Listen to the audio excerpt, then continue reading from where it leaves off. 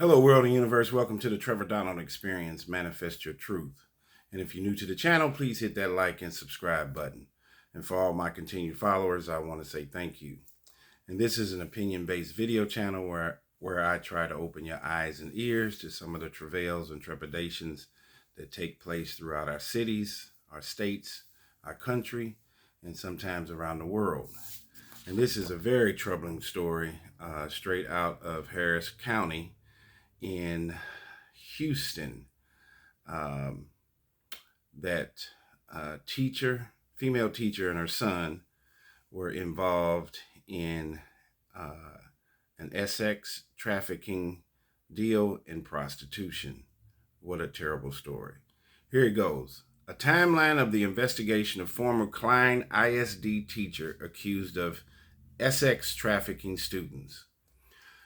Earlier, a few weeks ago, former Klein ISD cosmetology teacher Kedra Grisby was arrested on charges related to child trafficking and juvenile prostitution.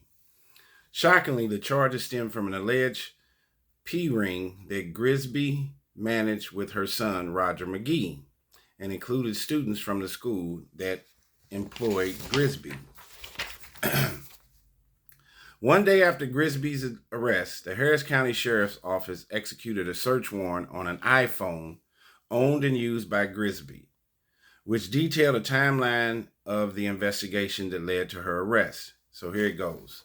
All the way back in 2022, on November 8th, police with the Harris County Sheriff's Office Human Trafficking Unit are called out to a Hotel Royale located in Spring regarding a runaway juvenile who was reporting that she had been sex trafficked by a pimp known as Rico, who was later determined to be Roger McGee. The victim, who was in room 112, stated that McGee left the hotel with two other female victims in a gray Lexus. During the interview, the victim also said McGee had given them all nicknames, so the Johns wouldn't know their real names. She also said McGee forced the victims to give him all of the money they made using Cash App, Zelle, or physical money.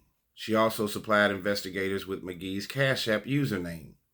Investigators also learned that room 112 had been checked out from November 7th through November 9th by Kedra Grisby. On November 9th, the Human Trafficking Unit returned to the hotel to conduct a follow-up investigation.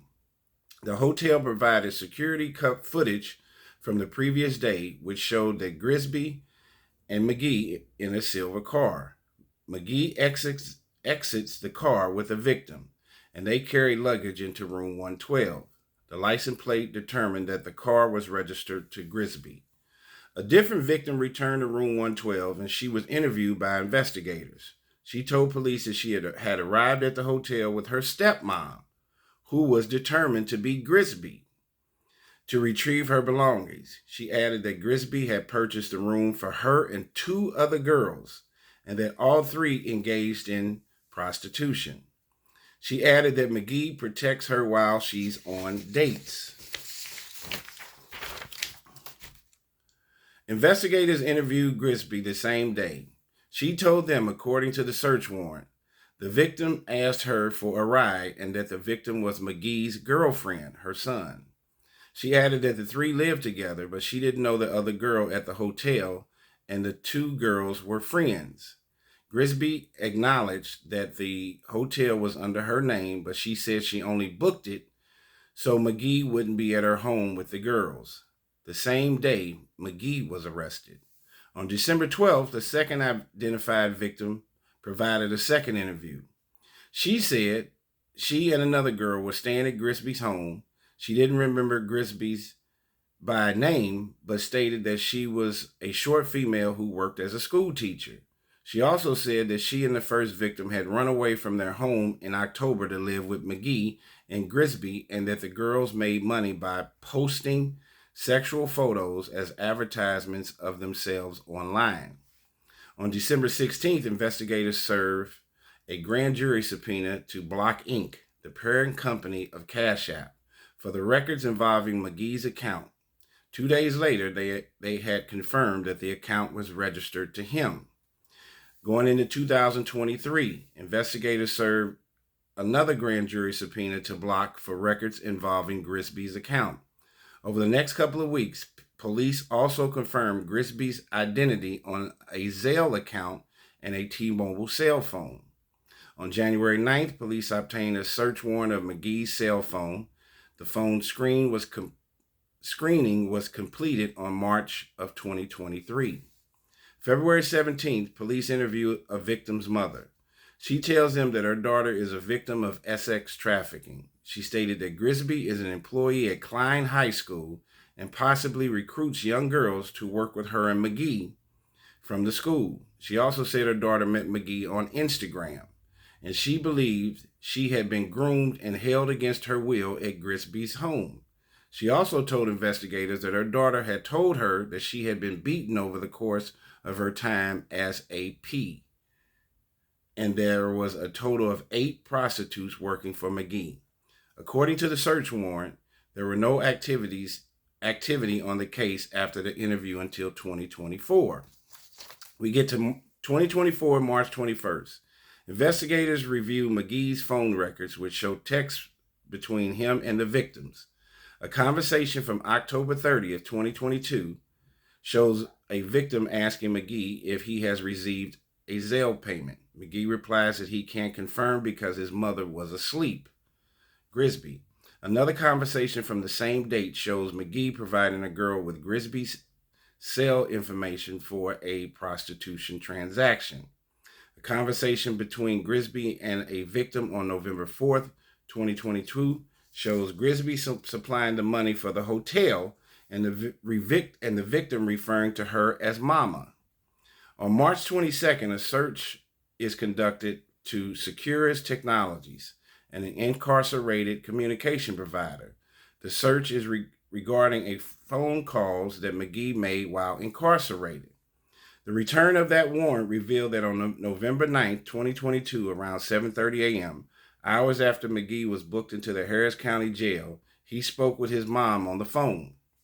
During the conversation, Grisby appears to allude to her job. Grisby said, "I need to call my sub. Can you hold on?" During the conversation, according to the document, the mother and son went on to discuss her taking one of the victims to the hotel to receive her bags of clothing. Police received an arrest warrant for Grisby in collaboration with Klein ISD Police Department. Grisby was arrested in her classroom that day.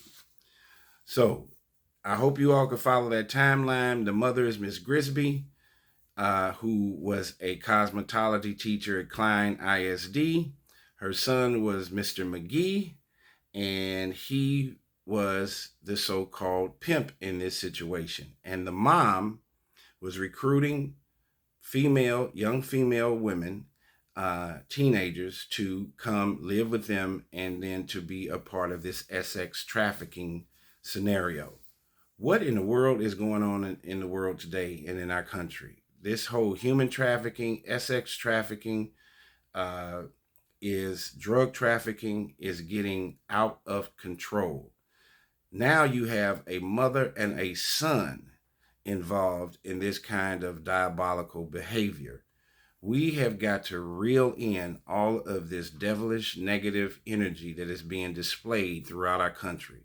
Mental illness is a real deal, the opioid crisis, human trafficking, homelessness.